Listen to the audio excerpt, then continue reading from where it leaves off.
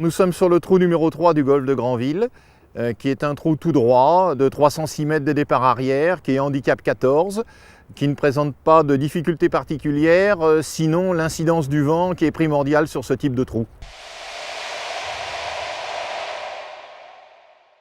Bien, nous allons jouer ce trou numéro 3. Ce trou est tout droit. Néanmoins, aujourd'hui, nous avons un vent assez fort, un vent de sud-est.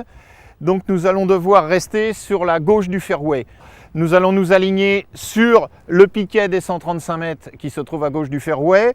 Il y a environ 130-140 mètres de rough à survoler et un coup de 180, entre 180 et 220 mètres est envisageable. Donc il est préférable de prendre un driver pour la majorité des joueurs.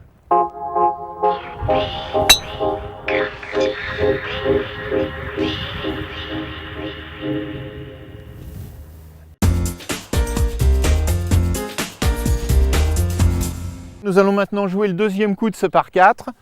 Nous sommes à peu près à 85-87 mètres de l'entrée de green. C'est un green surélevé, donc il conviendra de prendre peut-être une canne supplémentaire. L'incidence du vent est toujours importante, donc le drapeau étant placé derrière le bunker, il conviendra de jouer 4 à 5 mètres à gauche de ce drapeau, afin de laisser le vent nous ramener la balle vers le mât. Le green, comme particularité, il a d'être petit, bombé, et donc il vaut mieux éventuellement, si on doit louper sa cible, louper court du green, que louper derrière, puisque l'arrière de ce green est très pénalisant avec un rough qui vient très vite. Sur ce deuxième coup, je vais jouer un wedge.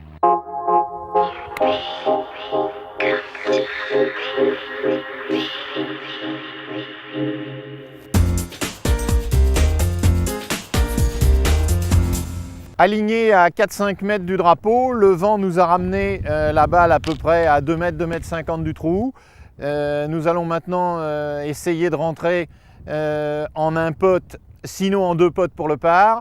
Nous avons toujours ce vent sud-est qui est derrière nous et qui va augmenter la vitesse de roulement de la balle. Donc on va essayer de ne pas dépasser le trou.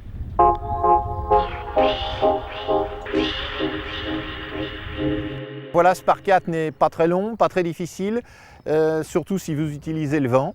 Et si vous devez par hasard ne pas être sur le green en régulation, restez plutôt court.